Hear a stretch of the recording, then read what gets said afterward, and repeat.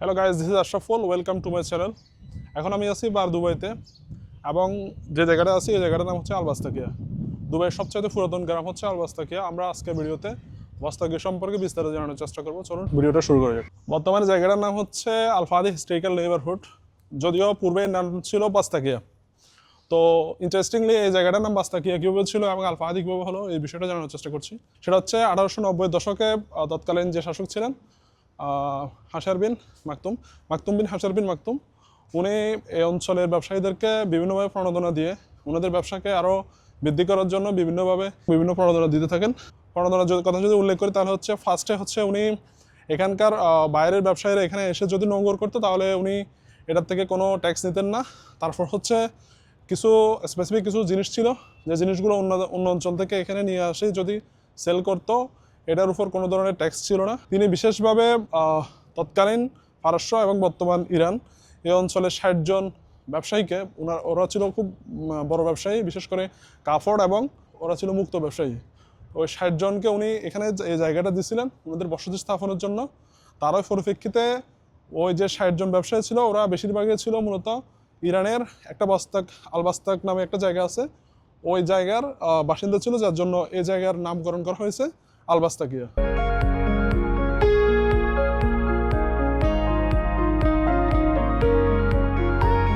যদিও বর্তমানে মনে হচ্ছে এখানে তাপমাত্রা বেশি না, কিন্তু বাইরে প্রচুর তাপমাত্রা এবং আমি পুরো গ্রামে ভিজে গেছি। আমার মুখও লাল হয়ে গেছে, যদিও আমি কালো মানুষ, কিন্তু আমার পুরো মুখ লাল হয়ে গেছে।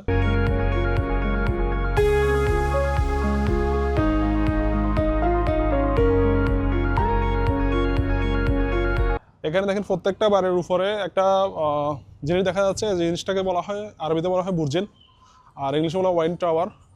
বর্তমানে এখানে সামনে যে দোকানগুলো দেখতেছেন, এই দোকানগুলো একটাও ছিল না, এগুলো একসময় কারো না কারো বাইরে ছিল।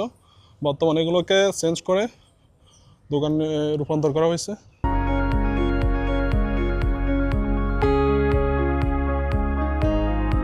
এখানে যে বিল্ডিংগুলো আছে, এখানে প্রায় অর্ধেকের বেশি বিল্ডিং ভেঙে ফেলা হয়েছে।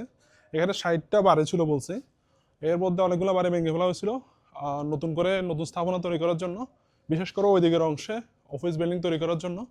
তো আমি যদি আপনাদেরকে বলি, বাকি এই যে অংশটা রয়ে গেছে, এটা রয়ে যাওয়ার কারণটা কি?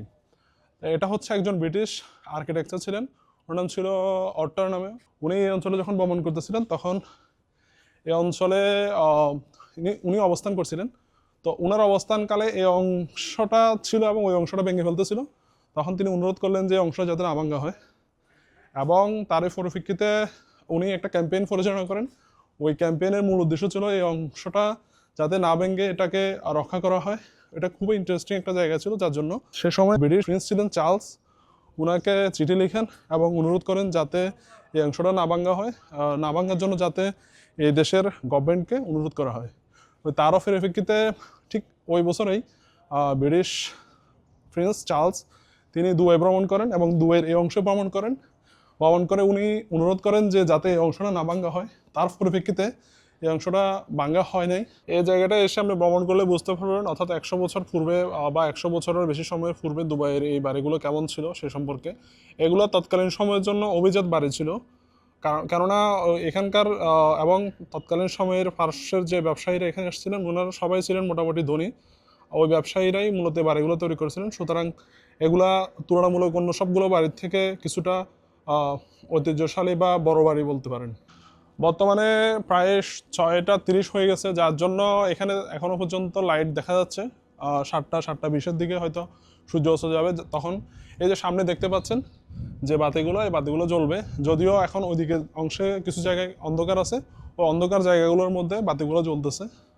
খুব ইন্টারেস্টিং, রাতের অন্ধকারে খুব সুন্দর দেখায় এবং দিনের বেলা অনেক পর্যটক আসে, ভ্রমণ করে যায়। আজকে এখানে পর্যটকের সংখ্যা খুবই কম, যার জন্য আমার আশেপাশে খুব একটা মানুষ দেখতেছেন না। আর আমি অ্যাভয়েড করার চেষ্টা করতেছি যাতে পাবলিক প্লেসগুলোতে মানুষদের এখানে ইন্ট্রোডিউস না করাইতে।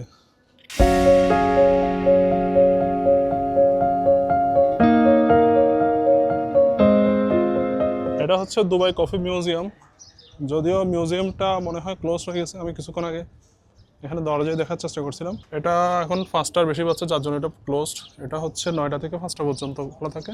আমি কেন হচ্ছে আপনাদেরকে মসজিদ গ্যালারিটা দেখানোর জন্য চেষ্টা করতেছি। এটা একটা হিস্ট্রি আছে, হিস্ট্রিটা বলার আগে আমি একটু গ্যালারিটা আপনাদেরকে দেখাই, তারপর আপনাদেরকে খুব ইন্টারেস্টিং একটা গল্প আছে এটা জানানোর চেষ্টা করব। এটা প্রতিষ্ঠা করা হয়েছিল 1989 সালে মজলিস গ্যালারি। বর্তমানে এটা ক্লোজড। মজলিস গ্যালারিটা বর্তমানে ক্লোজড, অর্থাৎ এখন বন্ধ থাকার কারণে এটার ভিতরের জিনিসগুলো দেখাতে পারি নাই। তো এটা হিস্ট্রিটা যদি বলি খুব ইন্টারেস্টিং। একজন ব্রিটিশ নারী ছিলেন, 1976 সালে দুবাই আসছিলেন ওনার হাজব্যান্ড সহ চাকরির সুবাদে। উনি ছিলেন মূলত একজন ইন্টেরিয়র ডিজাইনার। তো তারও পরিপ্রেক্ষিতে উনি দুবাইয়ের ওই জায়গা থেকে শিফট করেন 1978 সালে এখানে ওল্ড দুবাইতে। তো ওইখানে থাকতে থাকতে ওনার এই জায়গাটা খুব পছন্দ হয়ে যায়, যার ফলশ্রুতিতে 1989 সালে উনি ওনার এই যে বাড়িটা তৈরি করেন। ওনার মধ্যে যে শিল্পী সত্তা ছিল, উনি যে ইন্টেরিয়র ডিজাইনার ছিলেন, তার পরিপ্রেক্ষিতে ওনার সাথে অনেকের পরিচয় হয়।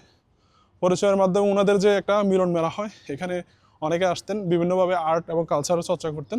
তার পরিপ্রেক্ষিতে এটা খুব ইন্টারেস্টিং একটা মিলন পয়েন্ট বা মজলিস হয়ে যায়। তো যার জন্য এটা এখন মজলিস গ্যালারি হিসাবে স্মরণীয় করে রাখা হয়েছে। খুব ইন্টারেস্টিং। এখানে খুব ইন্টারেস্টিং ব্যাপার হচ্ছে, এখানে প্রত্যেকটা অ্যালি বা গলিগুলো খুবই চিকন চিকন। একটা বাড়ি থেকে অন্যটা বাড়ির যে মাঝখানের গলিগুলো, এগুলো মোটামুটি চিকন, পাশেগুলো মোটামুটি বড় আছে।